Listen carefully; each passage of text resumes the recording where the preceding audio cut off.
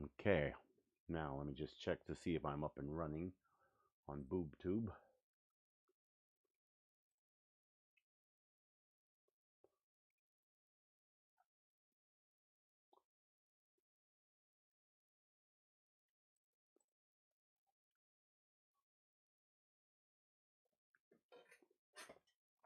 Hello, hello, hello. Okay. Sorry, ignore the last video. It was a technical error, if you will. How y'all doing out there in YouTube land? Um, I may not be able to type to anybody because, well, it's still, I don't know what the hell's going on with this nonsense, but hey, life goes on, right? Okay, close this. All right. So now I want to show you. Now you see my pedals here. I'm going to widen this up. I have recently purchased a couple of pedals. Here, I'll give you a nice view of it. Okay, I got the Electro Harmonix Pog, got the phase shifter, the Qtron. Now, what today is about is basically, okay, I'm going to teach you people, or anybody, mainly young people, maybe some of the older musicians know about this stuff, but not too many of the young ones do, okay? What I have found out is that when you buy a pedal, there are so many things that come into play, it's not even funny. Now, I have bought multiple pedals over time, and I have sold them and returned them because I didn't like the sound. Because when I was purchasing them in the store, I was using whatever gear they had, and it sounded great. And now I have taken a lot of time. I have taken this pedal board apart in the past couple of months about 60 times, repositioned stuff just to try to see what gets a good sound. Now, one thing, the more pedals you have, the more it's going to change your sound.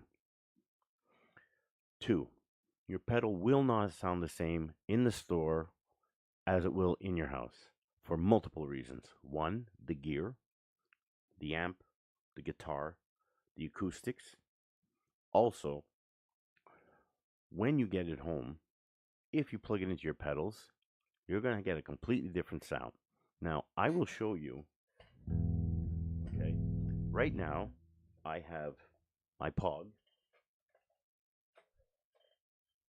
Okay, I can't lift it too high.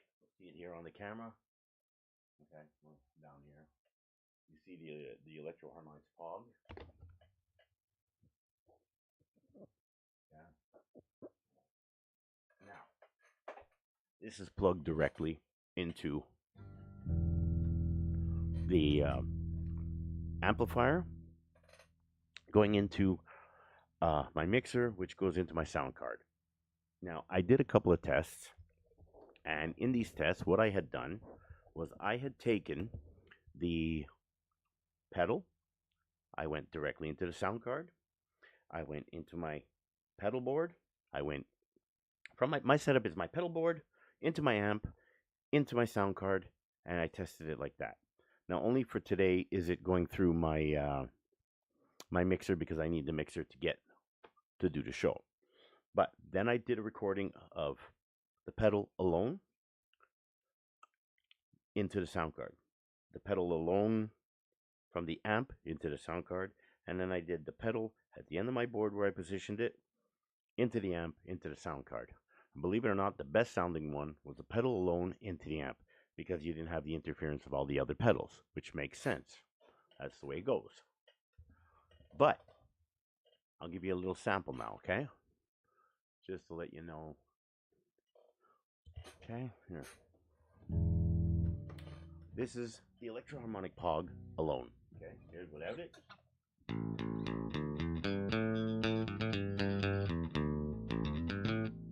Let me just check, make sure the echo is off on this thing. Echo down, yeah. Okay. All right, so here you go. All right, let me just check the volume, make sure you guys are still hearing. Okay. All right, so now Here's the Electro Harmonix Pog going into my amp, into my Yamaha mixer, then into the board. So.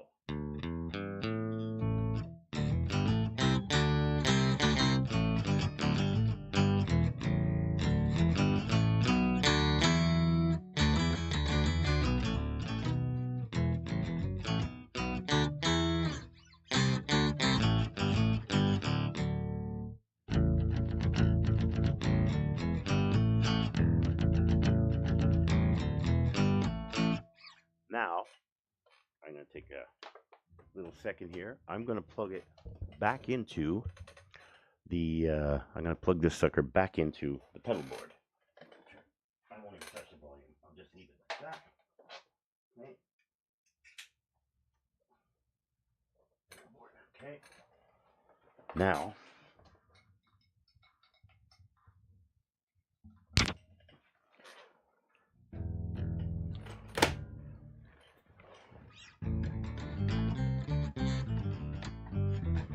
see how much the volume dropped? I don't know if you noticed.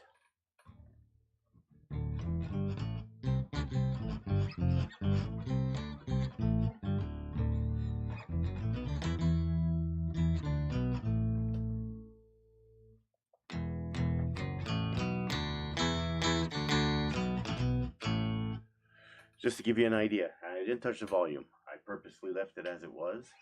So you see what happens when you have all kinds of sounds at the end of the pedal board. But not only does it make a difference with that, your bass or your guitar also makes a difference. Okay? Now I'm going to play another one. This is a Fender Passive Bass, right? Now I'm going to go with a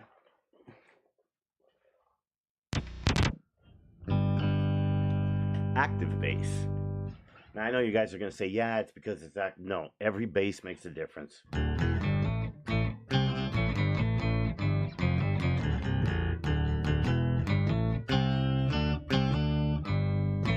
Okay, just to give you another example so you don't think I'm, horseshitting you. I have the Qtron. The Q, okay? Yeah, you hear it.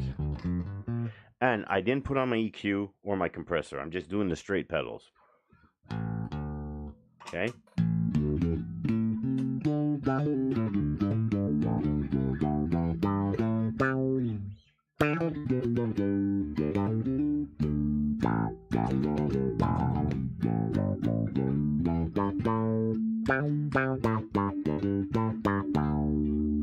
Now, I'll go into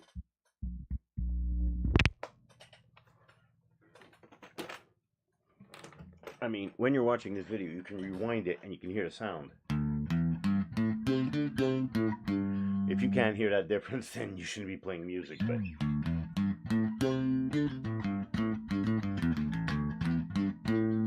you hear how much that one was a little crispier and brighter? So what I've noticed is with every pedal and every different guitar, to get that same sound, you got to play around with your pedals to adjust and whatever. And I don't care if you're using a solid pedal or if you're using a Headrush gear or whatever, those other brands' names. Boss makes them, everybody makes them these days. You will have to tweak it for each different guitar. So when you go to buy a guitar in the store, a pedal, I suggest, if you can, bring your guitar, bring your amp. You will get a better idea of what you're ending up with. If you have a pedal board and you wanna slap it on your pedal board, hell, bring that in. So all the guys say, listen, I want to hear what it sounds like on my gear, and they won't have a problem with it.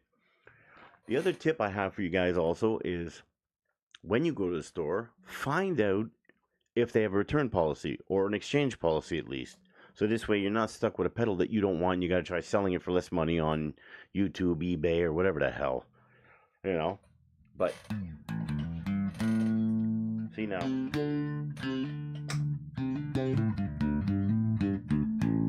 See, I just put on the EQ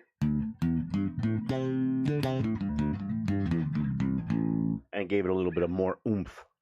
But just goes to show, The amp makes a difference. The amount of pedals you have makes a difference. The guitar makes a difference. So just for you guys to know, when you go to buy something, just be sure you know what you're getting. Because there's a lot of great pedals, and some combinations just don't work, man.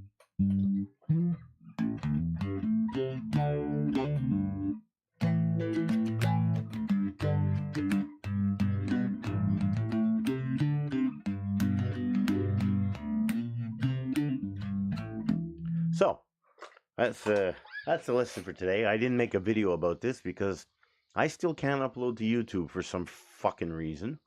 And it's been like over 3 months, and these retards haven't gotten back to me whatsoever. And I don't know why I've been kicked off.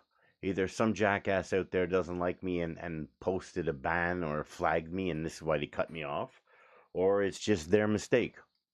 Because my channel is still up and running.